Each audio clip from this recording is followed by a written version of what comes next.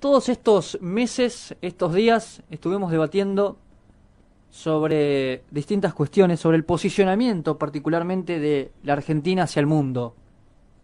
Hoy, por un nuevo aniversario del comunismo en China, en la Argentina participó, palabras elogiosas de Alberto Fernández con el presidente Xi Jinping. Y me puse a pensar, porque si uno hace una profunda y superficial recorrida sobre las ideas, sobre el ideario del señor Juan Domingo Perón y el movimiento creado por él, tiene sin duda como uno de sus hitos la denominada tercera posición, sintetizada durante la pasada Guerra Fría. Allí con el lema ni yanquis ni marxistas, ¿no? Si bien en 1950, cuando estalla la guerra de Corea, Perón creyó ver el choque definitivo entre los dos bloques y se dispuso a posicionar al país del lado del mundo occidental versus la Unión Soviética y la naciente China comunista. Las resistencias dentro de su propio movimiento y en la oposición imposibilitaron esa jugada. Finalmente, ese conflicto armado que duró hasta 1953 no escaló al día del juicio final nuclear por obra y gracia de la decisión del presidente Truman de no emplear el arsenal nuclear. Hay que hacer un revisionismo histórico para entender un poco los movimientos sociales, los movimientos políticos, en fin, y qué piensa hoy la dirigencia, ¿no? Si bien entre 1951 y el 53 más de una decena de bombas atómicas fueron colocadas en posiciones allí en el Pacífico para su eventual uso sobre Corea del Norte y China, la posición de Perón frente al comunismo y el pensamiento marxista queda claro desde muy temprano, comenzando con su recordado discurso en la Bolsa de Comercio de Buenos Aires allá por el 44. Allí, el joven coronel le pone el claro a este selecto público que el golpe del 43 tenía como uno de sus objetivos centrales, ¿no?, de evitar el avance del comunismo en el país. Esta tensión con el bloque soviético se volvería a plasmar con las insistentes exigencias de Stalin en la posguerra mundial para que hubiese sanciones y medidas punitivas más duras contra nuestro país, ¿no? También la adhesión del comunismo a la Unión Soviética que enfrentara a Perón en 1946 es otro hito en ese camino de confrontación. La excitación que en la década del 60 generó la revolución en Cuba fue vista por Perón desde su exilio en España, de Francisco Franco, un personaje difícil de superar en la historia del anticomunismo del siglo XX.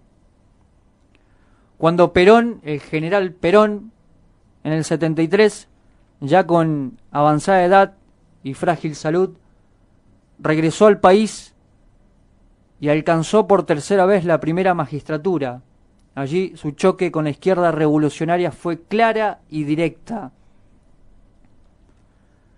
En aquel entonces, los cables diplomáticos del Departamento de Estados Unidos muestran un Perón con un diálogo fluido y constructivo con los Estados Unidos y la búsqueda de potenciar espacios de comercio con Europa Occidental y con la misma Unión Soviética. Los registros de aquella época.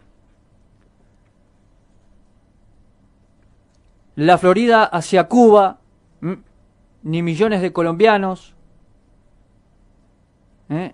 peruanos, ecuatorianos, argentinos y brasileños buscando refugio, comida y trabajo. Así como con los países vecinos, tanto el Chile de Pinochet como el Brasil controlado por los militares del 64, con el propio Reino Unido se avanzó de manera rápida y firme hacia un ventajoso memorándum para los intereses argentinos sobre las Islas Malvinas. Recuerden ustedes, los que peinan canas seguramente tendrán ese recuerdo. Luego el fallecimiento del general dejaría de algún modo trunco ese espectacular logro diplomático.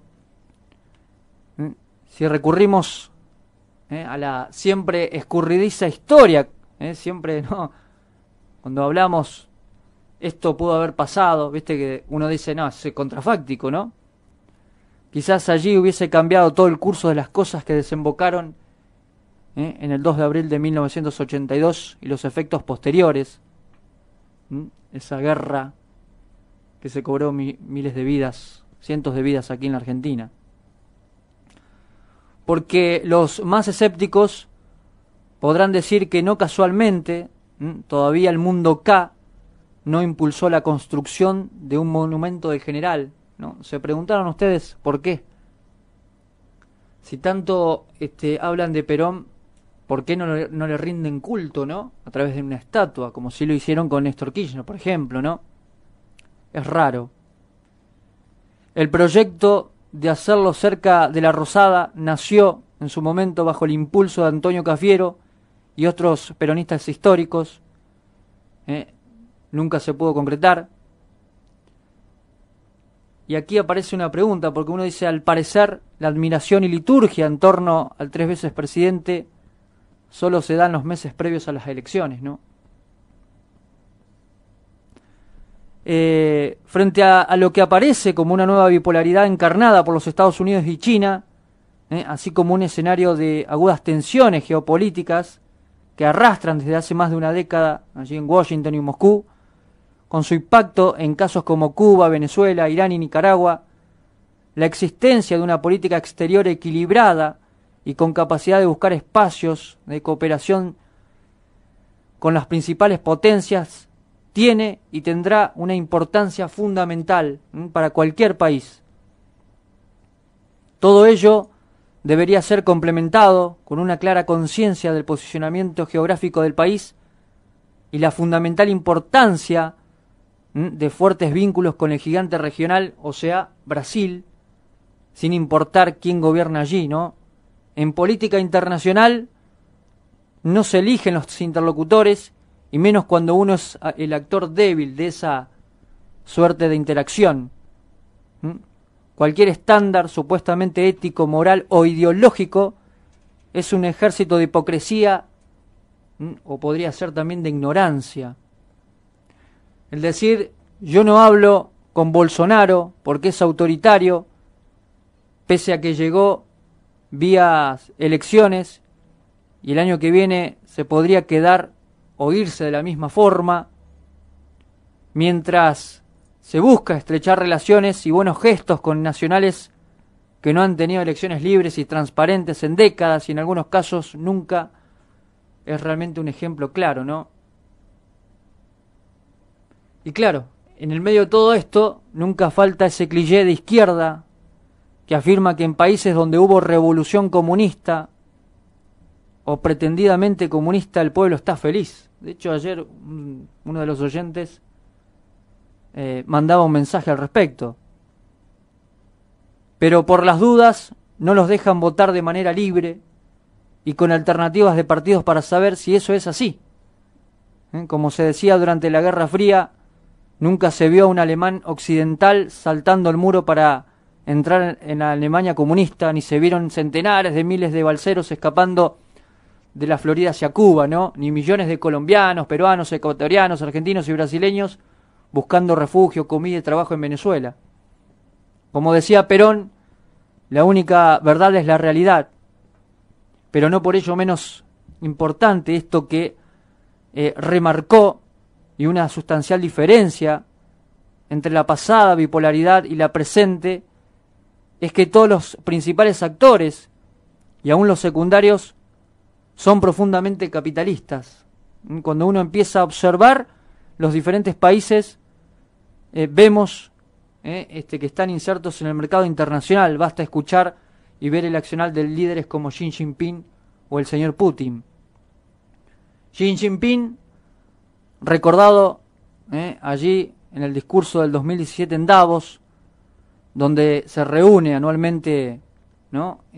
Todos los empresarios, la crème del hipercapitalismo mundial, se declaró dispuesto y ansioso de mostrar a una China como el nuevo eje impulsor de lo que él llamó orden liberal. Esto lo hizo frente al desinterés del por entonces presidente de los Estados Unidos, Donald Trump, ¿se acuerdan, no?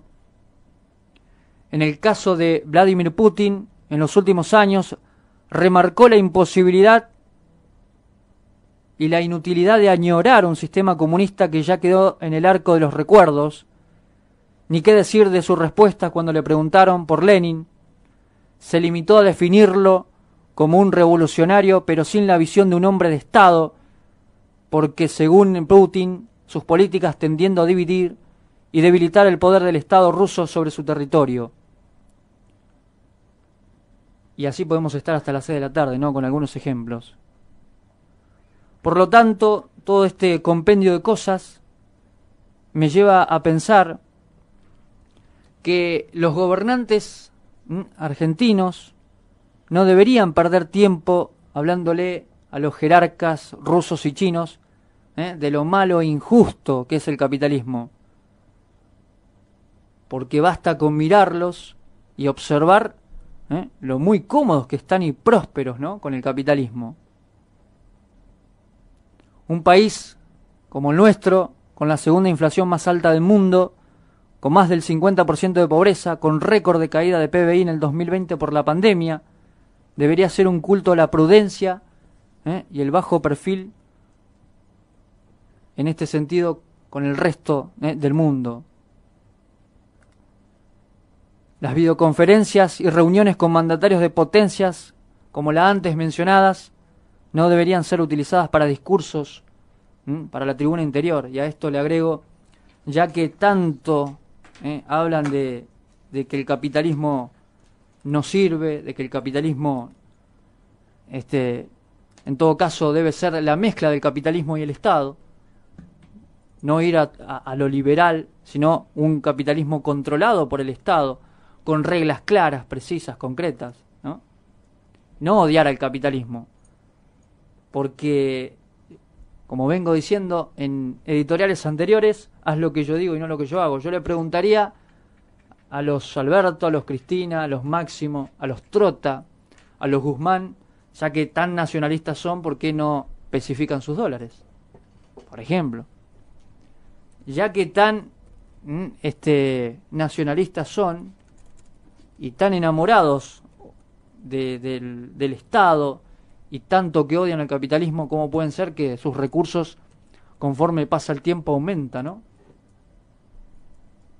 Haz lo que yo digo y no lo que yo hago. Está buenísimo, ¿no?